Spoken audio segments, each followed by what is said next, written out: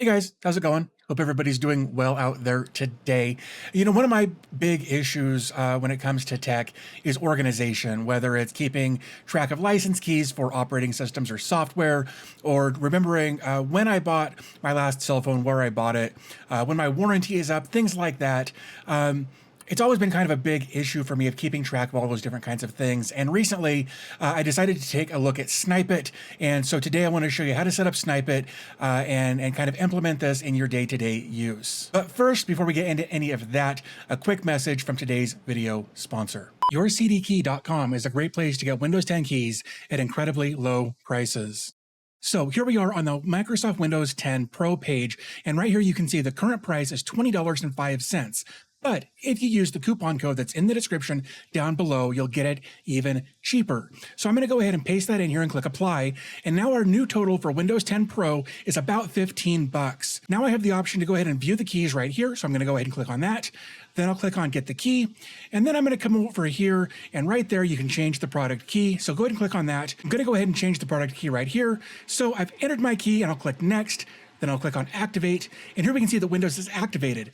Next, what we want to do is go ahead and validate the key installation, and right there you can see that Windows 10 Professional Edition is permanently activated. So head on over to YourCDKey.com to get your next Windows 10 Pro key at ridiculously low prices. So the first thing I want to do is show you Snipe-IT's website, how to get more information about their product, things like that. Of course, how Snipe-IT works. And then, of course, we'll get in kind of an in-depth version of how to install this. Normally, we'd use Portainer to install. This time, we're going to clone a GitHub repository and do more of a complex or more complex install than we do from time to time. So here we are on Snipe-IT's website. Up here at the top, of course, their logo. I kind of dig the punk rock guy that they've got up there as their mascot. And right here, you can see that it says Snipe-IT is open source asset management. So they want you to host this yourself. However, if you don't want to do that, you can, of course, come over here and do a hosted version for about 40 bucks a month, or you can pay a year in advance for 400 bucks. Of course, there's lots of different options there that you can read at your leisure. If we come over, back to the homepage just real quick, just a quick rundown on what it is. It's open source. Of course, you can cloud host. They've got a great amount of information about their security and how they've implemented it. They update regularly, which I do appreciate. There is dedicated support. Of course, you will have to pay for that, which we saw on that previous price list sheet. And of course, they also use a powerful REST API just to help manage their process here. Here below that, of course, we can see their managed assets, or how many assets are being managed by their systems, where their AWS stuff is, some testimonials, and they're a proud sponsor of Let's Encrypt. So good on them for that. And then, of course, over here, if we go to features, we can kind of see some of their general features, where like being mobile friendly, runs on Linux, Windows, Mac, web-based software, so it will work on any device. I do appreciate that. Also, you don't have to install an app to use this on a mobile device, which is also another perk. They've got great integrations with like Slack, email, things like that. Of course, more security features. Of course, we've got a dashboard that we can take a look at. This is generally what it will look like when you first log in. Of course, yours will look a little different than that, but of course, then more information here. Let's exit out of that. Asset management, of course, that's what we're here for. Things like saying which assets are assigned, who they're assigned to, physical location, one-click check-in. Like, just a great amount of detail has gone into this project, and I think they've done a great job with that. So license management will be a big one for me, remembering, like Windows licenses. I also use Display Fusion to make sure that I got two different taskbars on each, or a different taskbar on each monitor that makes things a bit more relevant. I've been using that Display Fusion for years and I absolutely love it. So just keeping track of licenses and things like that is also a big part of this. Email notifications when something was checked in or out. You can have users agree to user license agreements, things like that. Lots of great information can be sent via email if you set that up. And of course, more about their JSON REST API. And of course, security. Security is always important when we're dealing with assets. We don't want that information to be easily accessible. So they've got, two-factor authentication built in by default. If you want to use that, you can actually use that globally across your entire system, or turn it on for certain users who want it. I obviously encourage it to just be a requirement. two-factor authentication all the way for everything. Just lots of good stuff in here, including SQL injection prevention using prepared statements. Just lots of great information that you can take a look at here, again, at your leisure. So let's go ahead and actually take a look at the demo here. If we click here, we'll get more information. Administrator for both the demos is as follows. And here we are, we're already logged in. So this would be your home screen where it will show you, assets, licenses, accessories, consumables, just at a quick glance. So you kind of have a general idea of what's going on there. You can see all the recent activity as far as what each user has done when they've checked in, what they've done, the action that they've done, the item to which they've done it, and the target in this particular case. Basically, where was that asset or consumable or accessory assigned? Was it a person? Was it a location? Was it another thing? You can get all that information from here. I don't know why. Oh, there it is. I just was kind of lazy loaded there. So they can see assets by status. They've got three items in production or currently checked out being used. Asset categories: laptop, desktops, tablets, mobile phones, displays. Of course, you can customize all of these to have your own asset categories as you see fit for your setup. From up here, again, sort of kind of come back up to the top, we can click on total assets and see what assets we have here. Licenses, also over here, you can see all of the different licenses, the name of the license, the product key, the expiration date, the email and name over here, respectively, to whom it was registered, who the manufacturer is, how many seats you got with that license, how many are currently available. Do you want to check it out or check it in? Do you want to duplicate, edit, or delete that license? All of that's really, really simple to do here. Again, we've got accessories, kind of the same thing here. But they're a little bit more as far as you can add an image to that. You can name it, the accessory category, the model number, the manufacturer. Again, where is it presently? How many do you have? How much did it cost? Do you want to check it out or check it in? All of those are available here as well. Same thing for consumables, all the same general idea here. I don't see an image on this one for some reason, but again, whether it's paper clips or toner or whatever your consumables are, you could list all of those here and assign them to different places, different locations, different, printers, whatever. You can do that pretty easily. Components, think graphics cards, hard drives, things like that, or motherboards. They've got air conditioners in here and monitors, things like that. Predefined kits. I dig predefined kits because you can take your assets, your resources, all of that stuff, and let's say you're in a new hire situation and you just want to assign a kit to a person, and you don't have to pick each individual thing. You can just assign a kit to them and kind of go through that checkout process that way. People, of course, you'll have people in here most likely, and then you can assign different assets and resources to people. They've also got importing if you want to do that from a previous installation. Settings over here, we've got, actually, you know what, I want to open this up. Let's open up settings. So you can see custom fields, status labels, asset models, categories, manufacturers, supplies, departments, locations, companies, and deprecation. So if you've got items that deprecate, you can do that through a linear way here. I believe is actually what it says up here. A straight line deprecation, not linear, straight line deprecation. So we went through kind of settings, and of course, custom fields, if you want to assign, custom fields for different assets or whatever the case is there. Status labels, asset models. I wish that would stay open. But you can be very granular about how you want to build out your specific infrastructure for checking items in or out, taking care of managing things, that sort of thing. So they've done a really good job as far as that's concerned. Asset models, categories. I really wish that would stay open when you click on something. Manufacturers, suppliers. For me, I set up, like Amazon and Best Buy and places where I buy things for my suppliers. Departments, locations, companies, and again, that deprecation. Reports. There are activity reports where you can get an idea of who did what, when, what they did, kind of generally speaking. They've got audit logs. See, this one stays open. Why doesn't that other one stay open? That one, the settings needs to stay open like the reports do. So you've got all kinds of different reports in here that you can run.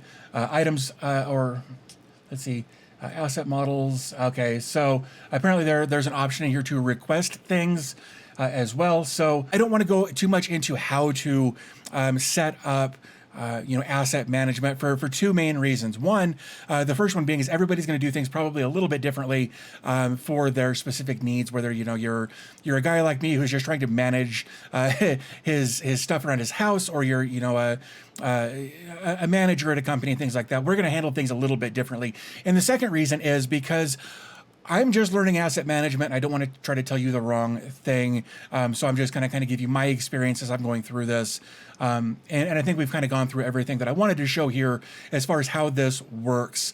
So the next thing I want to show here is actually how to set up Snipe-IT in Docker. Again, cloning a GitHub repository and deploying via command line. So let's go ahead and do that next. So if we come over here, we've got the GitHub repository for Snipe-IT, and of course there's the link over to their website right there. You can kind of get an idea of issues that they're dealing with, pull requests. You can, in fact, you know what? There was one more thing I wanted to take a look at. If we come over here to downloads and we take a look at this 5.2.0 release. Here we jump back over to their GitHub page, but you can see that this was updated. Their most major revision was 5.2.0, released about a month ago. They've added a bunch of stuff. They've fixed a bunch of stuff. They're very, very good about documenting everything it is that they're doing. They're updating, they're changing, whatever the case is, what they're fixing, whatever. They do a really good job of keeping track of that in their GitHub. They're using this system properly. So kudos to them on that. Also, now that I think about it, no, it wasn't that one.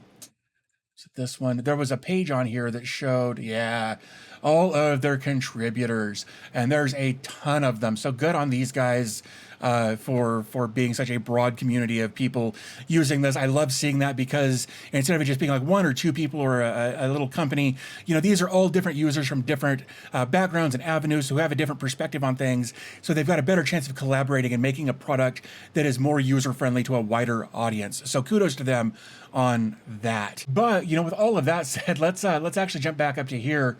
And we'll close these other tabs. But here we can see where everything was. You can see when things were updated, whether it was 5 days ago or 6 years ago. So let's do this. Let's come up to here and make this a little bit bigger so that we can make our font a little bit bigger. So let's do that. That's zoomed in a bit. Hopefully you guys will have a better time seeing that. That's been a request in a lot of my videos lately. What I want to do is come up to here and go to code. I just want to copy that URL for that GitHub/snipe/snipe-it.git. And I'm just going to do, let's do cd/home.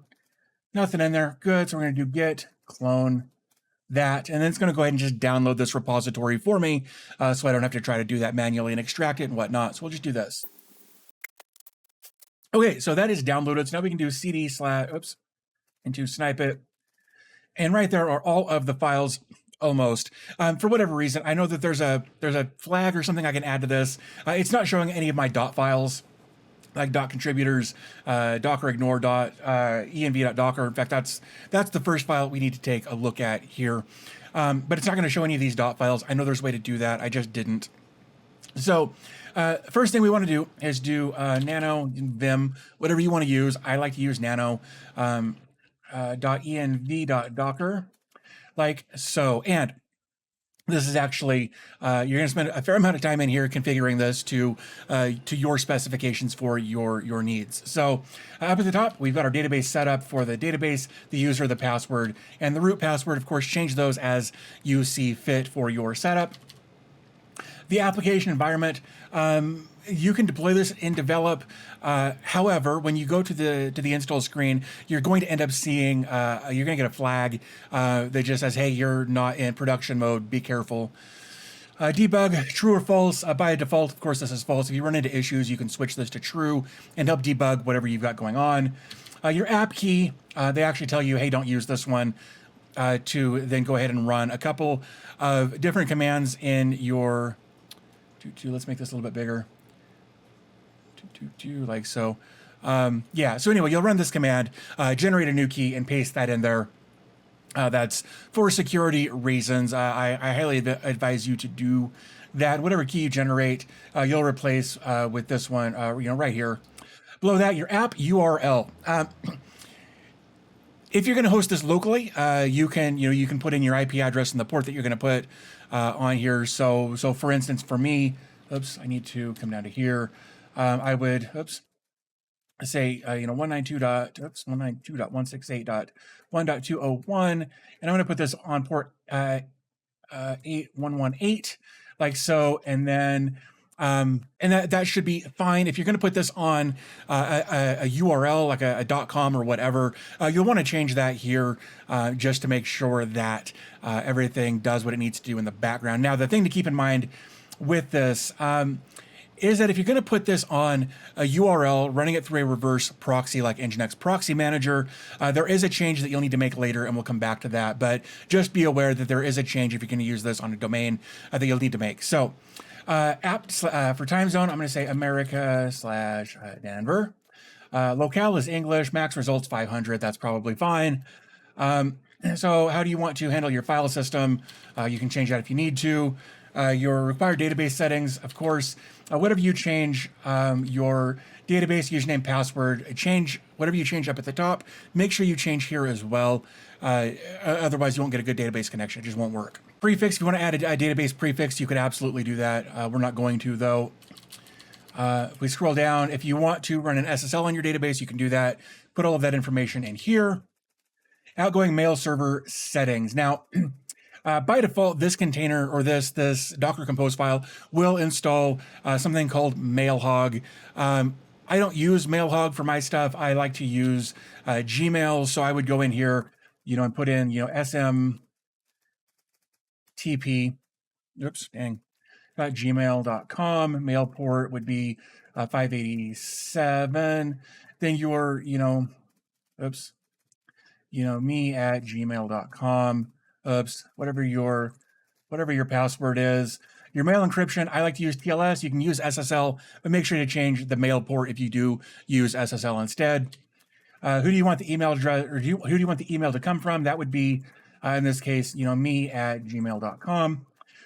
Who do you want it to go to? You could put whatever you wanted there. And then basically that's all you need to do in there to make this work with Gmail. Of course, you can change the mail from name and the mail reply to name if you want to do that as well. I think leaving it as Snipe-IT it just makes sense to get an email from Snipe-IT and know who it's from. So image library, you can either use GD or Imagic. Mail backup notification, driver and address.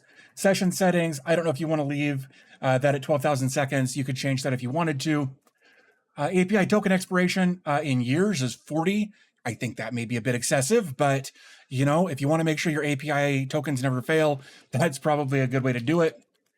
Below that, so this app trusted proxies. This is, if you want to run this through a reverse proxy like Nginx Proxy Manager, this is what you'll have to change. Now, in order, I put in my reverse proxy address for what I've got set up for Nginx Proxy Manager, and it didn't work.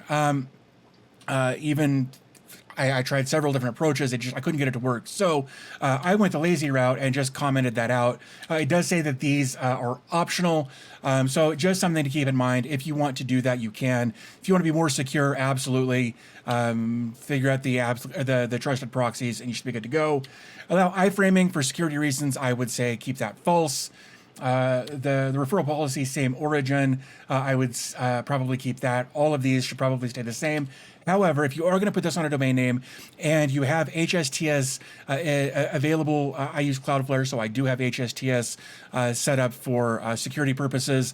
You can change this to true. So I'm just going to leave that at false there, because I'm just going to set this up on a local domain. Cache settings, you can set that up. For Redis settings, you can have that memcached. If you wanted to use AWS S3, you can put all of that information in there. Here's your private S3 settings. Login throttling, for security reasons, I think 5 is probably good. And then how long will it keep the lockout in place? And then there's just some additional stuff down here that you can modify as necessary. All of this. Okay, so there's one other thing that I actually was thinking about as well. If you're setting this up on a Docker container or a Docker server that has multiple Maria databases on it, you may want to actually come down to here and change the database host.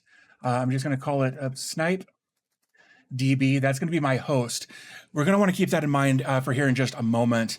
So I'm going to do Control O to save, and then Enter, and then Control X. The next thing I want to do is nano docker-compose.yml. And the first thing I want to do just real quick is depends on Snipe DB. And then we're going to come down to here for right here. We're going to call this Snipe DB just to make sure that instead of it being localhost or MariaDB or whatever, since we had changed it in the environmental file, we need to change it here as well. And I want to do that before I forget. So, and then I think I did 8118. So 8118 for that. Our logs, I'm actually going to put that in a volume, a mounted volume instead. Depends on SnipeDB. We already covered that. We're going to have Redis in here. The environmental variable file, we've got that there as well. Networks, it's going to create a network called Snipe-IT backend. Then we're going to come down for our SnipeDB, for our Maria database, our MySQL database. Volumes, again, DB, we're going to cover that a little later. The environmental variable file is there, again, on the Snipe-IT backend network. Redis is there, pretty straightforward. Mailhog is there. Again, I'm not going to use it, but it's there. For the volumes here, I am going to, I almost did that. I did that last time too, like so. So now we've got volumes for the database and for the logs. And if we come back up right here under SnipeDB, there's our volume for database. And then up here is our volume for logs. So once we've got everything here set up and working, or set up the way we want it to, we should be good to go. We can do Control O, Enter, and Control X. Okay, so the next thing that we can do is actually do a Docker compose up. So we'll do compose up -D to make sure that it's not dependent on the terminal here. So it'll be detached. We'll go ahead and enter. So now it's going to go ahead and download all of the containers and everything that it needs to run. So we're going to let this run for a while. Depending on your system specs, for instance, this is running in a VM on Synology with 2 cores and 2 gigs of RAM, and it runs considerably slower than running it natively on my Synology in Docker. That way, as versus 2 cores and 2 gigs of RAM versus like 8 cores and 16 gigs of RAM. So we're just going to let this run for a while, and once it's done, we'll come back and jump back into this. It was at this point in the process where I actually thought the first time I installed this that it had just froze up, but I promise this will go. It will just take it a little while. See, there it goes. Okay, so here we are, we're back. I actually ran into some issues where it just would not deploy on that server. I don't know if it was a caching issue on the server somewhere or something, but I had another VM already spun up and ready to go. So I did all of the same steps and deployed it there. Nothing changed other than a different IP address, and now we're on a different version of Portainer, but everything else was the exact same. There was just an issue with the VM that I was using. So I switched to a different VM and everything is working just fine, I hope. So here we've got 1 container. If I refresh, should have like 5. There we go. So if I go ahead and open this up and take a look, it looks like everything here is good. So if I come over to here and click that, there we go. It looks like all of this is good. PHP, URL, database, config file, environment, file owner, all of this is good. The next thing we do is just to make sure that our mail is working is click send an email. And okay, it looks like that was sent. Let me jump over to here.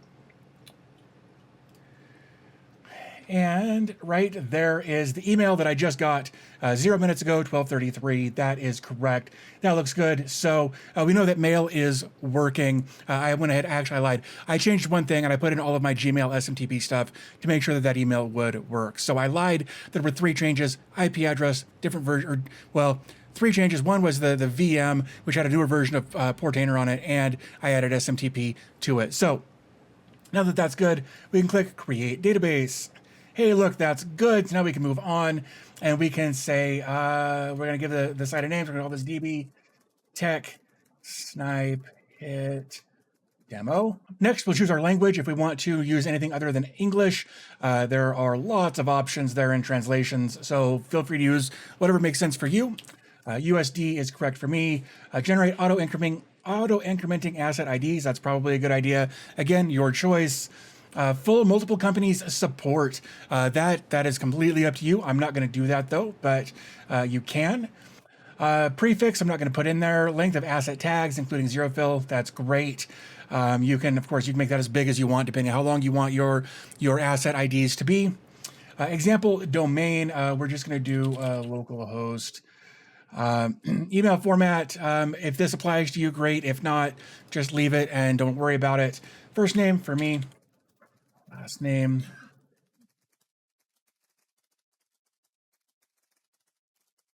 And here you have the option to email those credentials to the address above. Do that at your own risk because it will send your username and password in plain text via email.